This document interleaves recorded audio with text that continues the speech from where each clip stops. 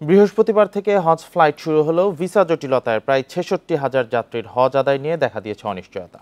আর আজই সৌদি দূতাবাসের ভিসা দেওয়ার শেষ দিন।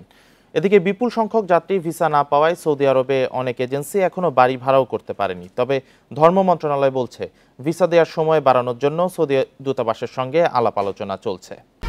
১, ২, ৩ ঢাকায় জমি জিতে নিন ১০০% ক্যাশব্যাক সহ ২০ কোটি টাকার পুরস্কার। চলতি বছর বাংলাদেশের জন্য ১,২৭,১৯৮ জনের হজ কোটা দেয়া হয়েছিল। অতিরিক্ত খরচের কারণে সে কোটা পূরণ হয়নি। শেষ পর্যন্ত গাইডসহ বেসরকারিভাবে ৮০,৬৮৮ জন আর সরকারিভাবে ৪,৪১৮ জন সৌদি আরবে যেতে পারবেন বলে নির্ধারিত হয়। কোটা পূরণ না হওয়া সহ জটিলতা কাটছে না এবারের হজ যাত্রায়। এর মধ্যেই শুরু হতে যাচ্ছে হজ ফ্লাইট। ভিসা না পাওয়ায় অনেক এজেন্সি এখনও সৌদি আরবে বাড়ি ভাড়াই করতে পারেনি। অন্যদিকে সব হজযাত্রীর ভিসা এখনও হয়নি।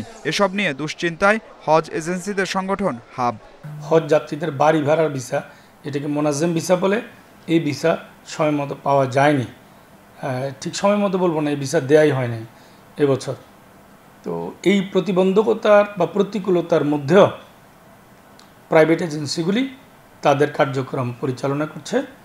তবে এসব জটিলতা কাটিয়ে সুষ্ঠু হজ ব্যবস্থাপনার কথা বলছে ধর্ম মন্ত্রণালয়। তাদের আশা, নিবন্ধন করা সব হজযাত্রী সৌদি আরবে যেতে পারবেন। হজ ব্যবস্থাপনার কোনো ঘাটতির বিষয়ে কোনো কিছু আমাদের কাছে মেসেজ আসেনি এবং কোনো এজেন্সির পক্ষ থেকেও বলা হয়নি যে তারা এই বিষয়ে কোনো জটিলতা বা কোনো বড় সমস্যা আছে। যে বিষয়গুলো আছে সেগুলো সকলই প্রক্রিয়াধীন। এসব হজযাত্রীদের জন্য বাংলাদেশ বিমানসহ ৩টি এয়ারলাইন্স ৯ মে থেকে ফ্লাইট পরিচালনা করবে। হজযাত্রীদের নিয়ে শেষ ফ্লাইট যাবে ১২ June. Adilur Rahman, independent news, Dhaka.